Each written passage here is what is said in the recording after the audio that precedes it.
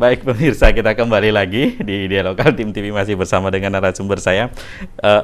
Menarik memang membahas tentang teater, mungkin karena kalau boleh saya sedikit cerita juga Bang Iwan dan untuk pemirsa yang berada di rumah, saya juga punya latar belakang teater meskipun tidak lama, meskipun lebih banyak di belakang panggung Bang Iwan, karena kalau di depan sepertinya tantangannya memang luar biasa. Menjiwai sebuah dialog ternyata bukan hal yang mudah. Maka saya lebih suka berada di belakang bagian rame-rame aja lah, angkat properti dan sebagainya. Sebenarnya kalau kita berbicara tentang dialog di sebuah teater, Bang Iwan, ada perbedaan tidak dengan dialog dalam keseharian kita secara khusus? Iya, tentunya ada perbedaan karena balik lagi bahwa kita ini adalah sebuah cerita di mana ada prolognya, kemudian ada klimaks, kemudian ada penyelesaian. Tentunya itu memang dituntut bagaimana meramu dialog-dialog itu untuk mengawali dan mencoba sampai ke klimaks, ke permasalahan, sampai ke ke closingnya ataupun penutupnya.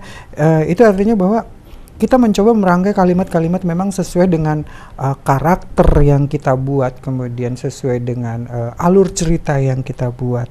Kalau sama halnya kita ngobrol seperti ini kan, meskipun kita ngobrolnya juga lepas, tetapi ada tataan yang benar-benar karena ada tujuan yang pengen kita sampaikan di situ.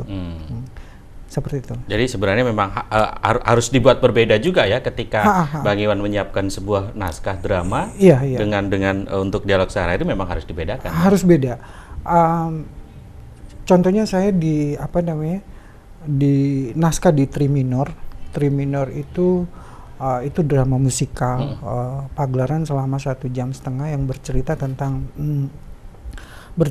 orang-orang pinggiran, bercerita orang-orang yang minor. Itu memang benar-benar sangat dibutuhkan dengan bahasa-bahasa yang indah, tetapi itu bisa nyampe dan kemudian itu bisa menggiring ke penonton dengan cerita yang kita suguhkan dengan dialog-dialog yang menarik. Tentunya juga di sini yang pengalaman saya dalam hal menulis yang sangat saya berhati-hati adalah pesan di situ, karena semua pagelaran yang saya buat, semua pagelaran saya tulis, naskah yang saya tulis ada pesan-pesan moral yang harus saya sampaikan di dalamnya. Nah, itu juga membingkai daripada dialog-dialog yang kita bikin itu, sehingga dialog itu terarah dengan baik.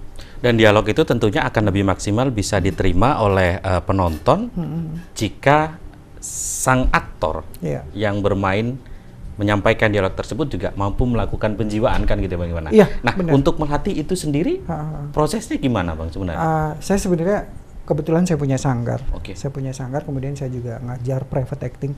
Saya selalu tekankan kepada memang teman-teman yang pengen terjun di keaktoran, beraktinglah dengan hati.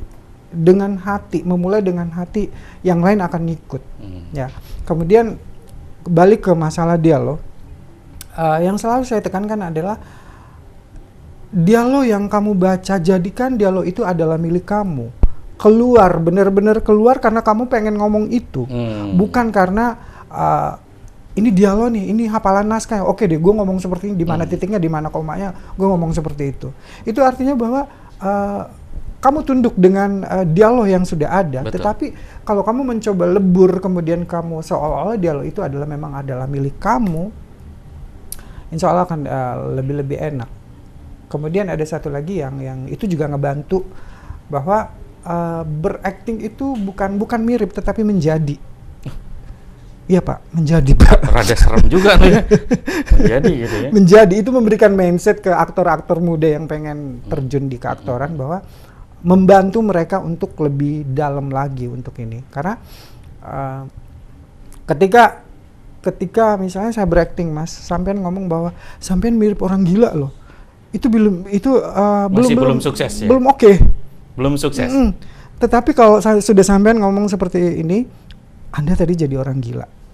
Oke. Nah, jadi ada perbedaannya menjadi dengan mirip. Nah, di situ. Dan itu ngebantu untuk bagaimana mengucapkan dialog yang benar-benar memang natural pada saat berdialog. Bang Iwan, kalau berdasarkan dari apa yang sudah Bang Iwan jalani, dari pengalaman selama ini mendirect, berapa lama dibutuhkan untuk sebuah pementasan yang berhasil, yang bisa menarik penonton? Iya, untuk menarik atau tidaknya sebuah pagelaran ini sebenarnya bagaimana dari kreatornya sendiri, bagaimana dari timnya sendiri. Tergantung ini sih. Kalau saya sih kayak pengalaman saya kemarin yang terakhir ini Tri Minor, saya menggarap itu hampir 6 bulan saya menggarapnya. Karena saya punya aktor-aktor memang aktor-aktor yang pemula. Ibaratnya memang saya harus benar-benar meng-create-nya benar-benar dari bawah, dari nol. Kemudian di situ itu drama musikal di mana digabungkan tari, acting, nyanyi yang dilakukan secara bersamaan. Itu sebenarnya tergantung dari mana kesulitan daripada naskah itu sendiri, ya. Jadi relatif sih sebenarnya. Tapi rata-rata di kisaran berapa bulan untuk persiapan? Untuk persiapan itu yang idealnya sebenarnya 3 bulan itu udah cukup. 3 bulan sudah oke ya. Sudah oke. Kalau untuk di Samarinda sendiri, respon warga terhadap teater sendiri gimana, Bang? Respon untuk yang di Samarinda sih cukup bagus sih sebenarnya. Sebenarnya untuk sebuah pagelaran sih bagaimana membuat sebuah pagelaran itu sehingga pagelaran itu bisa diminati oleh penonton. Harus pinter-pinter baca pangsa pasarnya di mana. Gitu. Maunya kita kemana.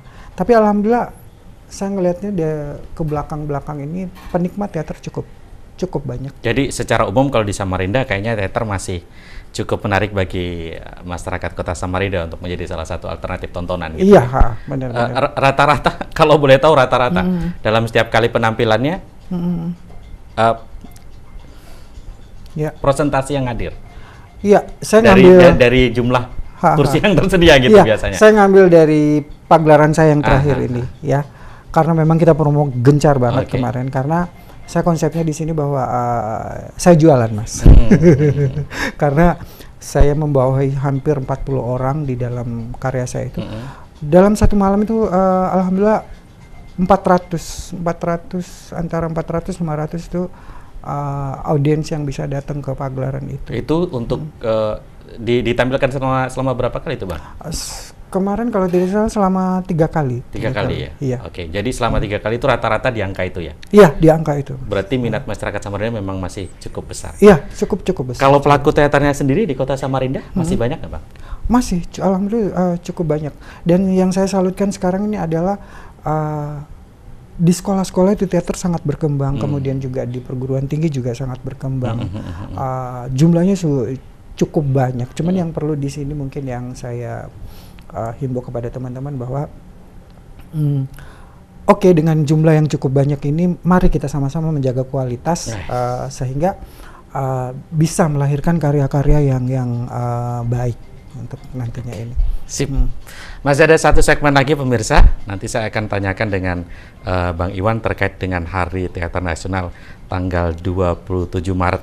Nah, apa saja yang sudah dipersiapkan oleh Bang Iwan dan pelaku-pelaku teater di Samarinda dalam memperingati hari tersebut. Anda jangan kemana-mana, kami akan kembali sesaat lagi.